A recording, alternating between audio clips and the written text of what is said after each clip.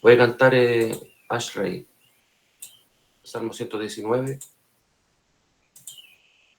letra Aleph.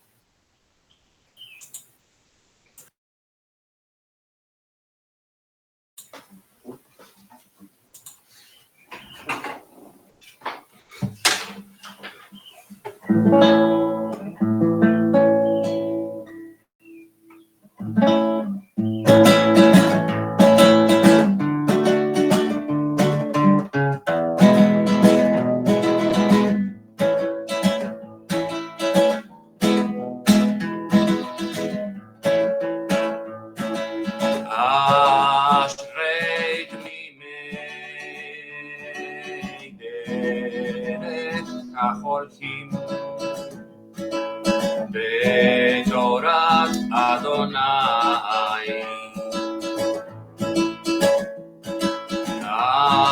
אשרי נוצרי עדותי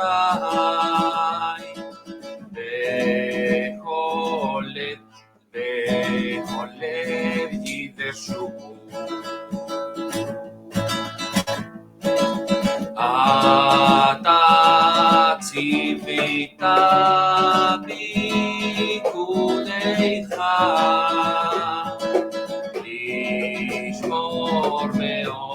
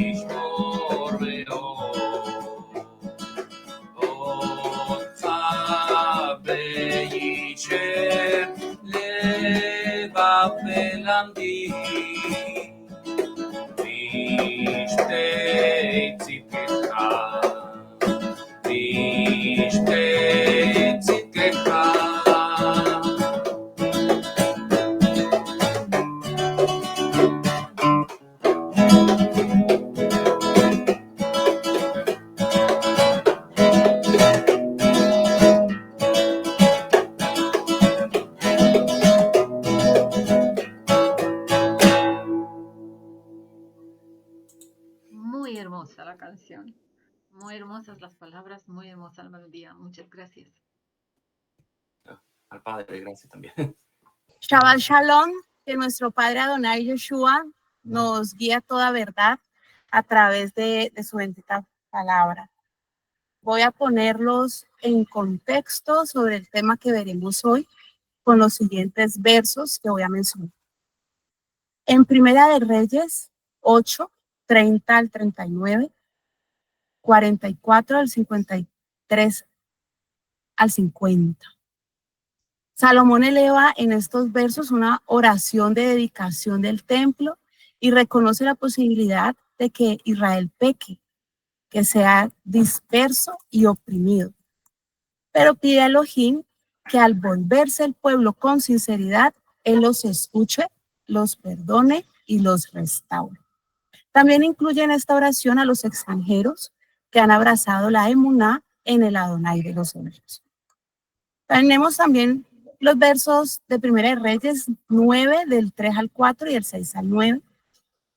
Es la respuesta de Adonai a la oración de Salomón, confirmando haber elegido y santificado el templo, pero advierte que su presencia depende de la fidelidad de Israel, porque la obediencia asegura bendición, la idolatría traerá ruina y desolación, dejando el templo y la tierra de Israel como testimonio del juicio divino. Más adelante, en Primera de Reyes 11, del 4 al 7 y del 9 al 11, se nos presenta la infidelidad de Salomón, desviándose hacia la idolatría por influencia de sus esposas, lo que provocó la ira de Adonai. El resultado fue el juicio de Elohim, la división del reino de Israel como consecuencia directa de su desobediencia. Salomón muere y lo sucede en el trono su hijo Roboam. Roboam no siguió el consejo de los ancianos en cuanto a la cuestión de quitarle el pesado yugo al pueblo, la carga o el trabajo, como estos se lo estaban pidiendo, sino que prefirió escuchar y seguir el consejo de los jóvenes, que le recomendaron responderle al pueblo ásperamente, en que, contrario a lo solicitado, se les añadiría aún más pesado yugo. Esto lo pueden verificar en Primera de Reyes 12:15. Así que el rey no escuchó al pueblo, y eso fue algo que Adonai trajo a suceder para que él pudiera cumplir su palabra. En otras versiones dice, pues se trataba de una intervención de Adonai para cumplimiento de su palabra, porque era designio de Adonai para confirmar su palabra. Así que se dividió el reino. La versión Biblia de las Américas dice, el rey no escuchó al pueblo porque lo que había sucedido era del Adón, para que él confirmara la palabra que el Adón había hablado. El título del tema de hoy es Libre Albedrío y los juicios de Adonai. Uno de los grandes temas que atraviesa todo el Tanaj es la relación entre el libre albedrío humano y las sentencias, juicios y hasta las maldiciones de Elohim. Por un lado, la persona recibe de Adonai la capacidad de elegir y con esa capacidad puede caminar en obediencia o puede apartarse y darle rienda suelta a sus inclinaciones negativas. Las escrituras enseñan con claridad que el Elohim de Israel en su soberanía dirige sentencias o juicios y lo uno no va para nada en contravía de lo otro. A primera vista, estos dos conceptos pudieran parecer que entran en tensión. La clave no está en contraponerlos, sino en comprender que la escritura los presenta como dos realidades complementarias que nos revelan el carácter justo y el infinitamente sabio equilibrio de Adonai entre su capacidad de tratarnos con Gesed. Recordemos que este término expresa el sentido de bondad, benevolencia absoluta e ilimitada. Y aplicarnos su Geburah.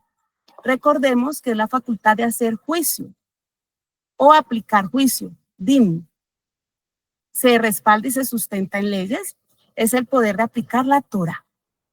Ambas en medida totalmente equilibradas y justas. La cita base de este estudio es Primera de Reyes 12:15. Ya la había leído, la leo de mí. Así que el rey no escuchó al pueblo, y eso fue algo que Adonai trajo a suceder para que él pudiera cumplir su palabra. En otras versiones dice, pues se trataba de una intervención de Adonai para cumplir su palabra. Presentaré varias citas bíblicas como paralelo, es decir, que tratan el mismo tema para obtener una comprensión más profunda y completa del pasaje básico. Así que el rey no escuchó al pueblo porque esto venía de Elohim para cumplir la palabra que Elohim había dado. Está en 2 de Crónicas 10:15. Pero Amasías no quiso escuchar porque esto venía de Elohim para entregarlos en manos de sus enemigos, por cuanto habían buscado a las deidades de Edom. 2 de Crónicas 25:20. Yo endureceré el corazón de Faraón y multiplicaré mis señales y mis maravillas en la tierra de Egipto. Éxodo 7:3. Sobre esta última cita, debemos aclarar que cuando se habla de libre albedrío, debe tenerse en cuenta que primero el propio faraón se negó.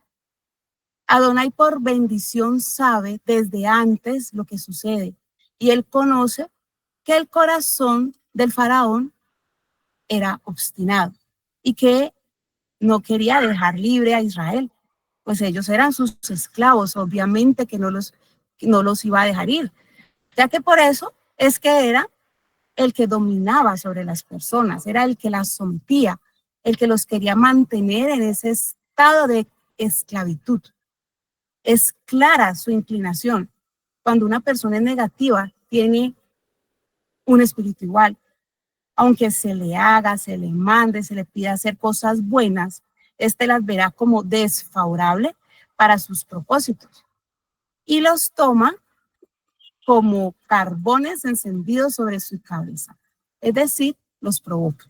Como lo pueden leer en Proverbios 25, 21 al 22. Faraón en su inclinación decía que no, pero Adonai daba más que sí. Cuanto más que sí puso a Adonai, más no tenía Faraón. No es que Adonai le endureció, le provocó el endurecimiento de Faraón. Elohim tenía establecido hacer una cosa buena, que esta cosa buena era en contradicción directa con el deseo de Faraón. Por lo tanto, cuanto más bien quería hacer el Elohim para Israel, más mal o más en contra se puso en ese sentido Faraón. Se puede decir que la acción de Adonai, mediante su intento de provocar la libertad de Israel, determinó que Faraón se pusiera más terco, más obstinado.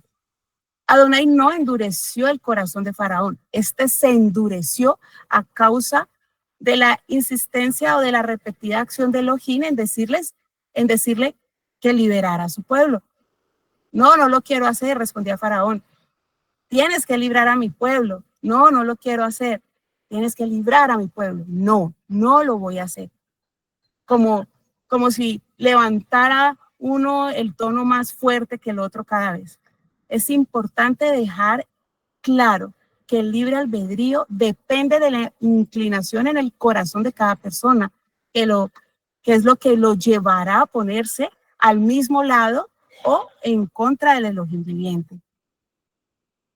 Al rey Salomón se le advirtió en Primera de Reyes 9, del 4 al 6. En cuanto a ti, si tú caminas delante de mí, como hizo David, tu padre, en kedushá de corazón y rectitud. Otra versión dice, con perfecto corazón, intachable, haciendo todo lo que te ordené hacer y observando mis ordenanzas y mis misbots, es decir, mis preceptos, mis mandatos, mis decretos. Pero si te vuelves de seguirme, si obstinadamente te apartas, tú o tus hijos se rebelan contra mí y no observan mis misbots y ordenanzas, las cuales Moisés puso delante de ti, y van a servir a otras deidades, adorándolas, entonces yo cortaré a Israel de la tierra que yo les he dado. Vemos en Primera de Reyes 11, del 1 al 2. Al rey Salomón le gustaban mucho las mujeres, especialmente las que venían de otras partes del mundo. Además de la hija del faraón, tenía mujeres hititas, moabitas, amonitas, edomitas, sidonias. Adonai le había dicho al pueblo de Israel, no debes casarte con mujeres de otras naciones. Al hacer esto, te llevará a seguir a las deidades de sus naciones. Sin embargo, Salomón se enamoró de esas mujeres. Es decir, que el rey de manera deliberada desobedeció muchas veces esta orden de Adonai, que además condicionaba la bendición y la unidad del pueblo. Es decir, que la caída del reino de Salomón no fue de la noche a la mañana, sino que fueron unos hechos sucesivos, continuos de desobediencia, que trajeron maldición al pueblo, rebeldía y oposición al gobierno de Salomón. Mientras el rey desobedecía, se empezaron a urdir, a maquinar planes en contra del rey, a levantarse enemigos en su contra, como los que se mencionan en Primera de Reyes 11, 14, 15, 23 y 26. Suscitó Adonai una adversario de Salomón en Hadad, el edomita. Otro. Elohim le suscitó otro adversario en Rezón. Y Jeroboam era hijo de Zeruá y era servidor de Salomón, quien alzó su mano contra el rey. Estos enemigos no salieron por casualidad. Fueron consecuencia directa de la desobediencia de Salomón. La boca de Adonai crea realidades y él entrega dos caminos. Si haces esto o no lo haces, esto. Si él dice que hará, si dice que dará, que bendecirá, pues él cumplirá, él hará. Y a la vez nuestra intención, nuestra inclinación, como la de Faraón, nuestras obras, las palabras que crean realidades, estas nos situarán en la bendición que Adonai ha decretado, o por el contrario nos hará sujetos de las consecuencias de nuestros propios deseos, que a su vez ya Adonai ha advertido o sentenciado. Sin embargo, también debemos tener en cuenta que el anuncio por parte de Elohim sobre la división del reino de Israel no se especificó en la vida de quién, sobre la vida de quién. No necesariamente del siguiente rey al trono. Podía haber sido el segundo hijo, del séptimo hijo. El principio en las escrituras sobre las profecías o palabras de Elohim relacionadas con la bendición alcanzan su cumplimiento de una forma u otra. ¿Es un tiempo corto o un tiempo largo? Ahora, dentro de 1000 años, en cambio, las maldiciones, las sentencias de juicio, estas sí pueden revertirse. Estas no son de obligatorio cumplimiento. Si aquel que transgredió se arrepiente, puede cambiar ese juicio, esa sentencia. Esa maldición puede revertirse siempre que el hombre, la persona, haga lo correcto. Puede cambiarse, puede restaurarse las cosas, puede haber un reinicio. Cuando tengo un deseo malsano, soy yo la que está transgrediendo. Los pensamientos son hechos, como ya lo hemos estudiado. La persona es atraída por su propio deseo. El enemigo no me está tentando. Es mi propio deseo el que engendra el mal. Mi hecho o mi acto es el reflejo de mi deseo, como en el caso de David.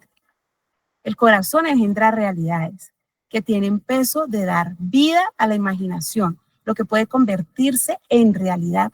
Por eso el pensamiento tiene tanto peso. Las maldiciones y las bendiciones son principios con factores que pueden alterar el camino de las cosas.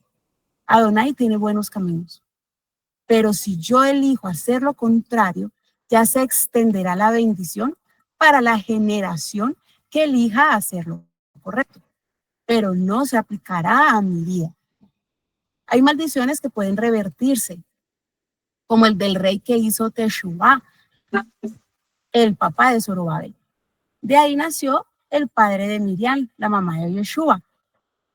La maldición de Joconías son 3 maldiciones revertidas, porque este rey hizo Teshuvá, y por lo tanto esa línea de maldición se cortó, y aunque no hay rey en Israel, sí tiene descendencia. La maldición y la bendición pueden cortarse conforme a lo que yo haga, sea bueno o sea malo, de mi libre albedrío, como si fuera una palanca de un tren. Así se cambia el giro de la trayectoria, se cambia un curso. En vez de ir a maldición, rectifica su camino y pasa a bendición. Las 3 maldiciones sobre Jeconías y su reversión están repartidos en varios pasajes del Tanakh. Te los voy a decir para que los busquen y los revisen. Jeremías 22, 24, 25, Jeremías 22, 28, 30. Aquí se concentran 3 maldiciones. Ser inscrito sin hijos, no prosperar en sus días, y que ninguno de sus descendientes ocuparía el trono de David. La reversión de las maldiciones están en Primera de Crónicas 3, 17 al 18, en Ageo 2, 23, en Esdras 2, 2, en Nehemías 12, 1, en Zacarías 4, 9. Las maldiciones que están en Jeremías 22, 24, 30, fueron revertidas progresivamente en los descendientes de Jeconías, sobre todo en Zorobabel, su nieto. Les mostraré 2 ejemplos más sobre la reversión de las maldiciones, sentencias o juicios de Adonai. Siempre tenemos la opción, gracias al libre albedrío, de tomar una buena decisión. Pero si tomamos la equivocada, sabemos que seremos sujetos de aplicación de las consecuencias de nuestros actos. Y no dejar de lado la oportunidad que tenemos de revertir esas sentencias, maldiciones o juicios, siempre que hagamos lo justo. Tenemos el caso de Jeconías, el cual quedó registrado en Segunda de Reyes 21:6 e Isaías 38:1-5. El rey estaba condenado a morir, pero clamó ante Elohim y él le dio 15 años más de vida. No vamos a mencionar lo que ocurrió después con este rey porque pues, no es tema del estudio del día de hoy. El rey Manasés, en Segunda de Crónicas 33, 10-16, fue llevado cautivo a Babilonia por sus pecados de idolatría y en su aflicción clamó a Elohim con humildad y Elohim lo restauró a su trono. Luego quitó ídolos y restauró el altar de Adonai, guiando al pueblo al servicio correcto. Pasando a nuestra cita base, tenemos en Primera de Reyes 12:7. Los ancianos le dijeron a Roboam, cuando pidió consejo: si comienzas hoy a ser un siervo de este pueblo, si los sirves y eres sensible a ellos y hablas con ellos en buenas palabras, entonces ellos serán tus siervos para siempre.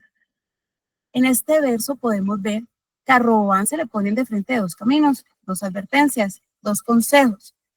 El de los ancianos y tenemos el de los jóvenes. El rechazo de Roboam de escuchar al pueblo fue una decisión suya. El llevar la adoración a otra parte también lo fue. Elohim, como justo juez, aplica justicia, lleva a cabo sus decretos sin quitarle a las personas la responsabilidad de sus actos. Sin embargo, Roboam había podido hacer lo bueno y volverse de sus malos caminos, pero no lo hizo. Elohim sabe de antemano lo que el hombre elegirá, pero su conocimiento no impone la elección. De aquí que la elección libre es necesaria para que haya mérito y recompensa o bendición. Entonces se empieza a dilucidar el libre albedrío como ese punto donde el ser humano se asemeja a Elohim, porque puede crear realidades con sus elecciones, con lo que tiene en su corazón, con lo que se vuelven pensamientos, que luego se hablan y se accionan. De aquí lo importante de tener cuidado cada día con lo que se alberga en el corazón, cada pensamiento al que se le deja ser nido en la cabeza, cada palabra que se suelta de la boca. En Deuteronomio 30:19 tenemos la cita central del concepto libre albedrío. Dice: he puesto delante de ti la vida y la muerte, la bendición y la maldición. Elige pues la vida, elige pues la vida. El mandato de elegir la vida es la base de la Torá. Elohim ordena, pero deja en manos del hombre obedecer o no. Elohim no obliga. En Génesis 4:7 se indica que el ser humano no está predeterminado al mal, sino que tiene la capacidad de elección. Cuando dice que el pecado está a la puerta, pero tú puedes dominarlo. Conforme a estos versos podemos asegurar que el libre albedrío es absoluto en lo moral y en lo espiritual, que lo dicho por Elohim existe en lo natural y en lo profético, pero no elimina la responsabilidad humana. Otro ejemplo son los hermanos de José, que lo vendieron en Génesis 35. Acto fruto de su libre albedrío, pero el mismo José declara después: vosotros pensaste mal contra mí, pero Elohim caminó a bien para hacer lo que vemos hoy, salvar la vida de mucha gente. Eso está en Génesis 50:20. Sus decisiones fueron libres. Elohim las transformó en instrumento de redención. Las inclinaciones de los hermanos no eran buenas. Ellos se dejaron arrastrar por ellas. igualmente tenemos al rey Saúl, que desobedeció en la guerra contra Amalek, en 1 Samuel 15. Adonai ha arrancado de ti el reino, se le dice en 1 Samuel 15, 28. Esta decisión de Elohim no fue arbitraria, se activó a partir de la elección del rey. La responsabilidad de cada acto nuestro no se anula. Los mandatos de Elohim nunca eximen de responsabilidad al hombre. Cada persona rinde cuentas por la intención y la elección de su corazón. En Deuteronomio 11, 26 al 28 dice, mira, pongo delante de vosotros bendición y maldición. La bendición si obedeces, la maldición si no obedeces. La bendición, como hemos aprendido, es condicional a la obediencia. Y la maldición se activa cuando el corazón se concibe, cuando en el corazón se concibe la transgresión. Es como si ya fuera una acción.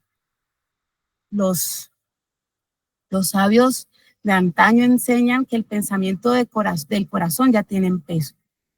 Que el pensamiento de hacer algo en obediencia a Elohim se une a la acción. De la misma manera, el pensamiento de rebelión pues abre la puerta a la consecuencia. Podemos ver que en el caso de Salomón, mientras guardó las ordenanzas, todo el reino prosperó, pero cuando en su corazón sus ojos comenzaron a desviarse, este rey estaba activando, por decirlo así, lo que Adonai ya había advertido en la Torá. Lo que pasó después no fue una maldición o una sentencia repentina, sino la consecuencia natural de apartarse de los estatutos de Adonai. Desde el momento en que el corazón concibe desobediencia, las consecuencias empiezan a desplegarse, porque las bendiciones y las maldiciones son principios espirituales ya fijados por Adonai. Bien establece el Adón en Proverbios 22:8. El que siembra iniquidad cosechará vanidad. Y en Oseas 8:7. Porque sembraron viento, segarán torbellino. En el caso de Salomón, se nos ilustra con fuerza este principio. Elohim le dio sabiduría y riqueza sin comparación, pero también le advirtió, si andas en mi camino, guardando mis estatutos y mandamientos, como lo hizo David tu padre, prolongaré tus días. Eso está en 1 de Reyes 3:14. En todos los casos de rebeldía, de infidelidad y demás, los hombres fueron responsables de sus actos y al mismo tiempo Elohim mantuvo su plan de justicia y redención. La libertad de elección es un pilar de la justicia de Adonai. Él juzga justamente porque el hombre es responsable de sus obras, siempre desde el principio. El Elohim soberano conoce el fin desde el principio, pero no manipula al hombre. Cada uno escoge el camino que activa la bendición o la maldición ya establecidas en la Torá. Lo sutil de la desobediencia es que comience en lo secreto del corazón. A Caín le dijo Elohim, el pecado está a la puerta, pero puedes dominarlo, como ya lo había mencionado más adelante. Si no cuidamos la clase de pensamientos en nuestra mente, pronto se convierten en acción, y la acción siempre trae consecuencias. Muchas veces, sin darnos cuenta, estamos creando realidades de mal para nuestra propia vida. Y cuando llegan las consecuencias decimos que no entendemos por qué nos ocurre o incluso culpamos al Adón. Pero la verdad es clara, no os engañéis, lo que el hombre siembre, eso cosechará. Lo dice en Gálatas 6:7. La desobediencia o la inclinación a la rebeldía puede comenzar de forma sutil en el corazón. Si no detenemos ese pensamiento, ese sentimiento pronto se convierte en acción y luego nos veremos envueltos en nuestros propios profundos errores y concupiscencias, que en muchos casos nos aleja definitivamente del camino de la redención. Por eso la palabra viviente nos llama a velar y a escoger siempre la vida. Nuestro Padre Creador dejó clara su instrucción y nos invita a caminar en ella. Si obedecemos, recibiremos bendición. Si desobedecemos, recogeremos el fruto de nuestra siembra. La decisión está en nuestras manos. La verdadera sabiduría está en discernir esos pequeños comienzos, esos sutiles, en cuidar el corazón antes que la desobediencia se haga visible. Porque a veces la transgresión parece mínima, casi invisible, pero sus consecuencias son grandes. Por eso cada vez que nos enfrentamos a una decisión, recordemos que no es Elohim el que está pretendiendo un mal en nosotros, sino que somos nosotros mismos los que nos dirigimos como en plancha a adentrarnos en ese mal. Y tampoco es culpa del mal, sino de nosotros como seres pensantes capaces de decidir, de discernir. No podemos luego echarle culpa al enemigo en algo que solamente soy yo la que tiene que ver y mis propios deseos. Él ya, Adonai, ya nos mostró el camino, vida y muerte, bendición y maldición. La pregunta que queda para que cada uno se reciba es, ¿qué estamos eligiendo hoy en lo profundo de nuestro ser? ¿Qué podemos aprender con Roboam, con Salomón?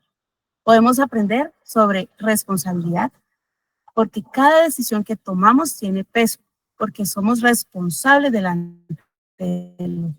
Podemos aprender también sobre confianza. También podemos aprender confianza porque algunas veces no entendemos todo, pero sabemos que la palabra de Elohim no cambia, que se cumple y que su plan para su pueblo Israel es perfecto. También aprendemos sobre equilibrio, que no debemos caer en la soberbia de pensar que tenemos el control de todo, ni tampoco en el fatalismo de creer que nada importa. El hombre debe actuar con rectitud conforme ha entrado en alianza con Adonai. Y también aprendemos sobre la Teshuvah.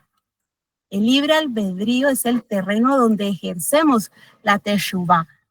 Sin libertad no habría posibilidad de retorno genuino y totalmente voluntario.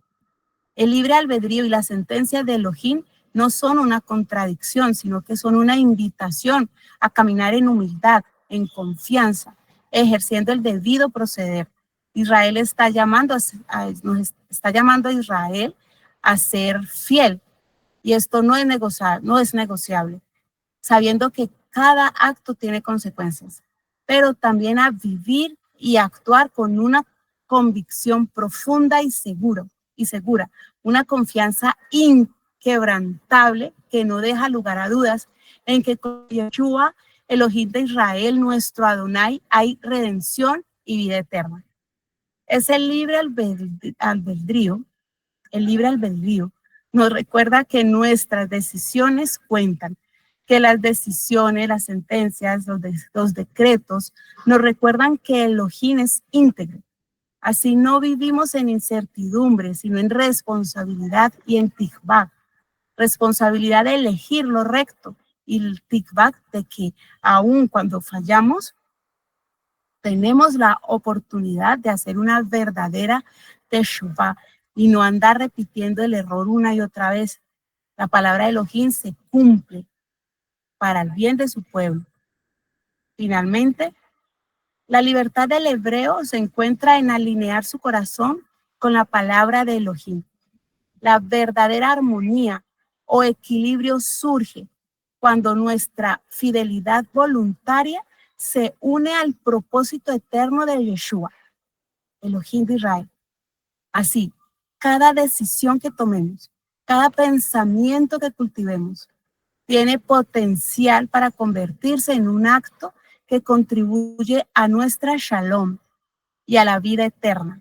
En cada uno de nosotros se encuentra la opción de decidir subir o no subir al arca.